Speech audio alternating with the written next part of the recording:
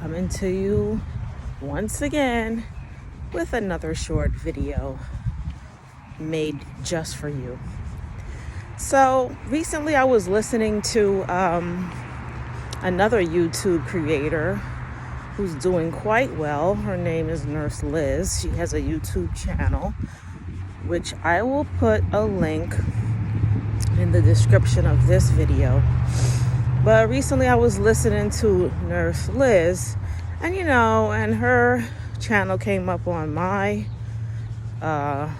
feed because I was doing some listening about, the nurses Redonda recent conviction from wrongly medicating a patient that resulted in the patient's death. So I spoke about that recently briefly and put some links related to that situation as well in that video that I posted. But with regard to Nurse Liz, she talks about many other cases that have not been given as much publicity. Another one recently relates to a nurse named Christine Huggins, who happens to actually be an LPN, and I believe it might have been North Carolina, but anyway, I'll put a link to the video. So this nurse was recently convicted of crimes related to something around a patient having fallen in a nursing home and some falsification of documentations by her. Now, mind you, she was assigned something like 37 patients. So for those of you who've ever worked in nursing homes, I know I have many years ago, but also a few years ago in a per diem capacity, you might be aware that those caseloads can be very high. And I should say patient assignments, to be more specific. So if you work in the days, you might have another nurse working with you. But as far as evenings go or nights go, you might be, or more than likely will be, the only nurse on that unit managing how many ever residents there are on that unit. And I know in the place where I most recently worked, which I work day and I work evening. I never did the nights though, because no, I'll just say no thank you to that one. Because we're talking one nurse for, I don't know, a couple of floors maybe. That could be 50 to 75, I think. Maybe one aide is assigned to go around for the night. On a couple of one aide for two floors, which means one aide to 50 residents. I mean, come on. Not everybody can possibly get care. Like, how can you possibly make required and timely assessments with those type of numbers? I mean, if somebody falls out the bed, my God, that could happen by the time you get to, the 10th person. After you finish with that one, you're just halfway down the hall before you have to turn back. There's no way. Anyway, this is not the focus of this video, but I just want to reiterate that, these state health departments and, lawmakers, they are not playing with healthcare providers. First of all, the Department of Justice is hot and heavy when it comes to, fraud, waste, and abuse, right? There have been convictions with jail time and monetary penalties for years. This is not something new. But I think what's happening within nursing is that it's becoming more reported. So it's much more out there where nurses are becoming aware and have woken up to the harsh reality that yes, you too can wind up behind bars, and definitely with monetary penalties and fines for your acts, okay, if you're found to be guilty. So again, there needs to be an awakening and a realization that we are not an exempt category, from these type of situations. And when you take your license to care for the public, it's issued by the state, right? And so the expectation is that you do no harm. And do no harm can take many, many different, ways of being, in a sense that, you're talking physical harm, no psychological harm, no financial harm. We have all these responsibilities.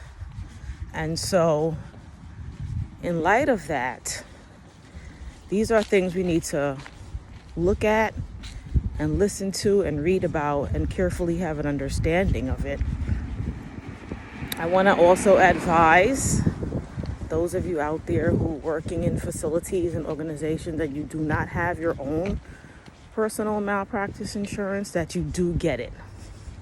And you do keep it, to a high level that's allowed based on your practice. So obviously somebody who's working perhaps even as a school nurse, you think you might be covered by the Board of Education or the school district. Think again. Cover yourself. Those of you working in obstetrics, pediatrics, where the statutes of limitations can go into the child's adulthood. You're dealing with a child that could be born with some birth trauma or defects related to something going wrong in the delivery process or in the postnatal process while the child is under your care. You need to have your insurance at the maximum that, is indicated, right? Check with a lawyer if you need to, right? These are things you have to do to invest in yourself and protect yourself. Because even if you decide, you don't want to do nursing after, 5 or 10 years, you don't know what lawsuit could occur after you're no longer working in a place and, your name comes up and you have to testify. Well, even if you didn't do anything wrong and you still subpoenaed to testify or even to be interrogated, you need to have your own malpractice insurance so that you have a lawyer assigned to your case to represent you, period, right? For your own safety, for your own benefit. Don't take anything lightly and don't take anything for granted, okay? That's just my little bit of advice. So going back to this nurse now who was convicted, and I didn't listen to the whole video because one thing I want to say about Nurse Liz and give credit to her for is that she does a very thorough, detail-oriented video breaking down all the circumstances of the case, what was involved, what the nurse did, what the nurse didn't do, what was the surrounding circumstances. She goes into the legalities of the case. Now, she's not a lawyer, but she just talks about, what's represented in the written documents.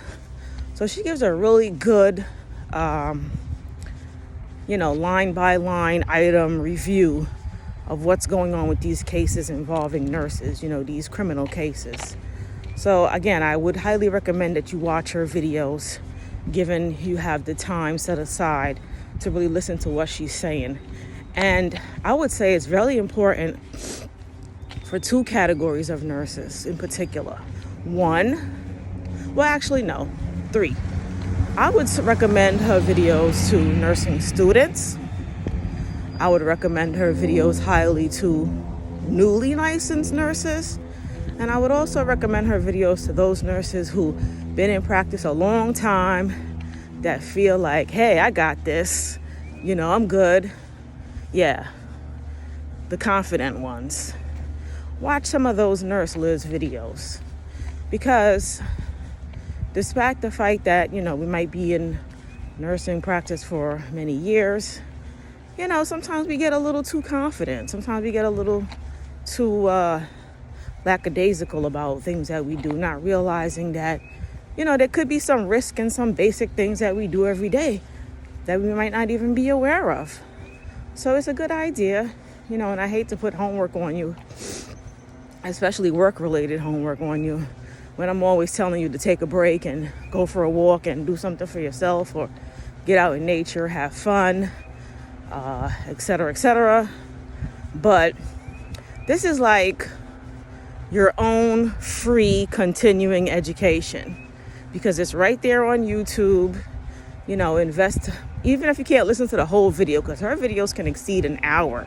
So if you have like 15 minutes, 30 minutes, what have you, take a look at some of her videos because I think you'll find them very interesting as well as being very informative, right? And, she gets into the nuts and bolts of these situations.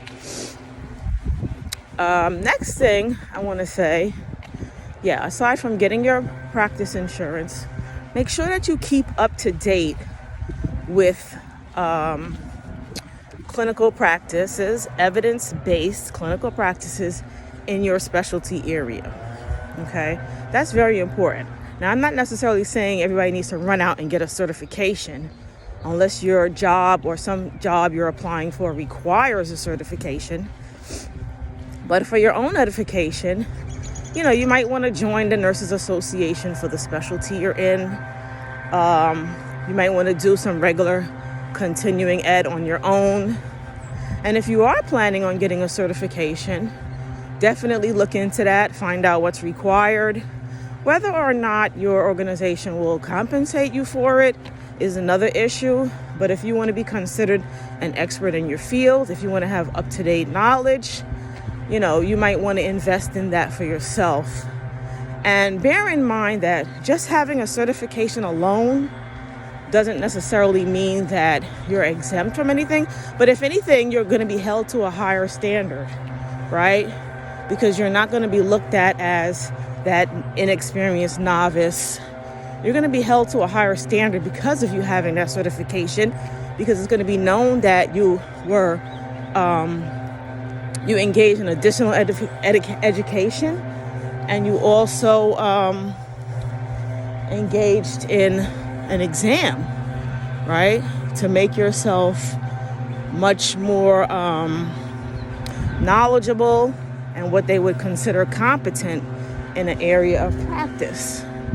So just keep those things in mind as well, because it's very important to know that, especially if you're working in one of those high-risk areas, as I said,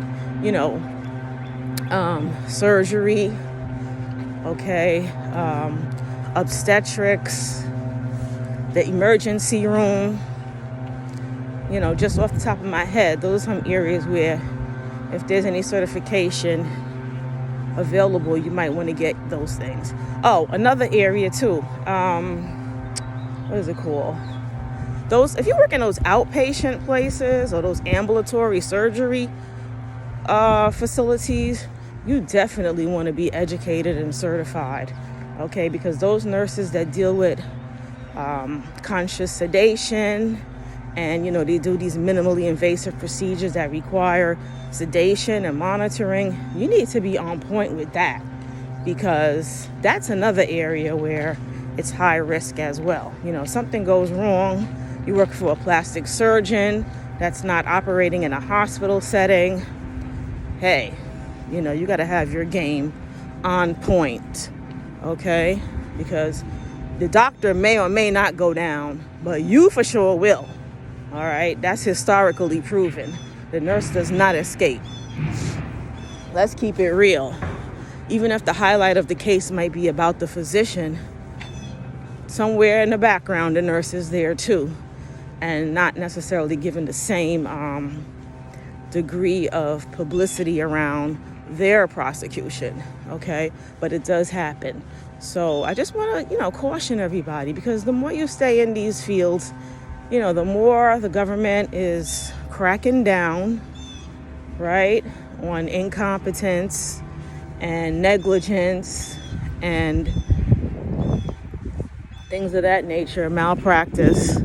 And as nurses, we are not exempt, okay? And so this is why also it's so much more important that when you work in an environment, when you find yourself having more that you can handle, you must speak up, okay? You can't ignore that. You have to speak up. You have to do something about it. And as I said before, if nothing's being done, if nothing is changing, then you change. Okay, and that change for you may look like many different things. It's not my intention to tell anybody what to do with their job, but if it becomes risky, we're not even talking about the physical or psychological burnout. We talking right now, I'm talking risk. Okay, that's all I'm talking about. Risk to your right to practice, or should I say your privilege to practice, because it's not a right, it's a privilege, as we know. Any license given to us is a privilege, okay? So if you're working in a situation where you evaluate the risk, and I talked before about doing a risk assessment on your current situation, and you have to determine your level of risk tolerance.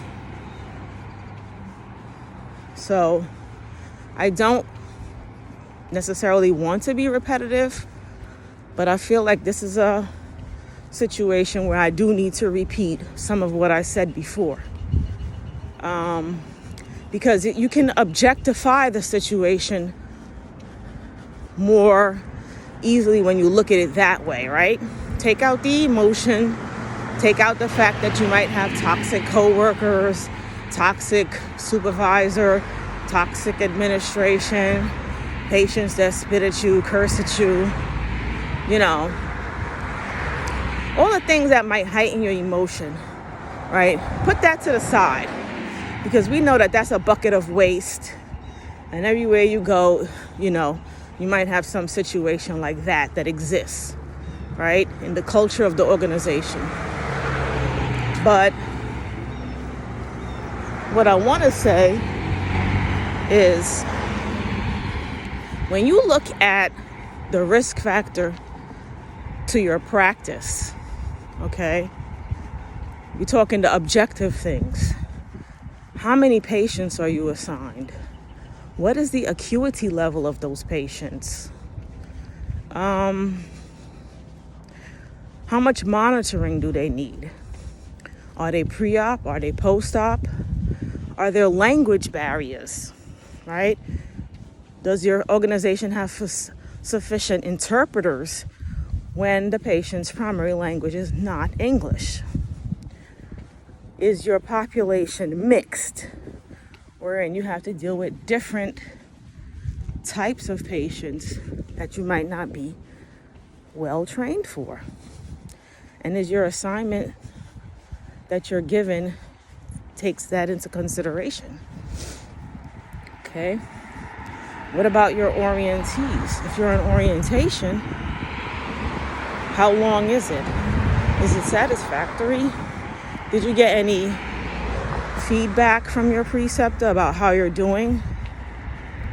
Do you have a preceptor? Do you feel comfortable with that preceptor? Is that preceptor giving you feedback on your performance? Are they correcting you when it's necessary? Okay, those are the type of things you have to look at. And basically, it's about determining your personal and professional safety. Do I feel safe working here? Do I feel supported? Do I feel protected? Do I feel appreciated and valued? Now, those are obviously some areas of subjectivity, but at the same time, those are other factors that will help you determine your risk, right, for potential exposure. When you bring concerns to the table, is there anybody listening? Is there anybody willing to take action on your behalf so that you are safe and the patients that you care for are also safe? Because let's be real, right? Just as much as the patients have a right to safety, you have a right to safety as well as a provider. So don't underestimate, your own power and your own value and your own worth. Yeah. So some of those things that I just mentioned may be the things that will you should take into consideration in making your decision about what you need to do. Okay? So keep it objective and do your own assessment. And then you can come up with the answers. And if you're still not really sure, then again, get a counselor, talk to a trusted friend or a mentor. I highly recommend all of the above, whatever is available to you. But, along those lines, one thing I would want to say is that you may not necessarily find your organization's human resources department too helpful in that respect. Their focus is on protecting and supporting the organization and the management in there, not necessarily the employee, individual, despite what they say, right? Some of you may have personal experience with that. I know I have. They're not looking to go out on a limb for you. So you have to find ways to manage your own situation that works best for you. Okay? And that's about it. That's all I wanted to say. So do your due diligence. Stay on top of your practice. And know your organization's policies and procedures related to what you do. And fundamentally, and as well as your, chain of command in reporting and escalating situations. And the other thing, this is just a follow-up to the video I did on travel nursing. And I know there's still a lot of nurses out there that's still traveling because the money is good. And so if you can, do what you can. But also keep in mind that for every different state you practice in, you need to become well-versed in the Nurse Practice Act for that state. So don't assume because you live in Florida that everything operates like how it does in Florida. And you go over to California or New York or, Wisconsin and think that everything's the same. It's not. Because every state has their own Nurse Practice Act. So what I would recommend, and I haven't done travel nursing, but, I'm licensed in 2 states. Familiarize yourself with the education requirements and what the Nurse Practice Act entails for each of those states that you want to work in. Ideally, you want to take a look at that even before you go on your assignment so you could understand what the expectations are there. But definitely, early in the process of doing your selection for where you're going to go, you want to be looking at those nurse state practice acts and go on that state's Board of Nursing website, download it, and have it handy, okay? Because that's what you're going to be judged on. It's not going to be any excuse, I'm a traveler, I'm not familiar, I never worked here before, I went to school, in another country. Once you get that license, and you start your practice, you're expected to know what you're supposed to know and follow those statutes to the letter. So I just want to make that as a brief reminder as well. So it's really sunny. I'm on another walk. I love doing these walk-in videos because the fresh air keeps my mind clear. I'm on the move. And this is one of the things I do to take care of myself. I walk. I don't jog and I don't run. So I can actually do my video, do my self-care, do my exercise, get my vitamin D, my fresh air and sunshine and contact with nature, because I'm looking at birds and geese and, I might see a deer occasionally, but they sometimes come out in the evening. But yeah, so I get a lot out of this. So I just want to say thanks for listening again. And until next time, this is Tonya with Nurses Speak, the channel for you. Be well. Bye.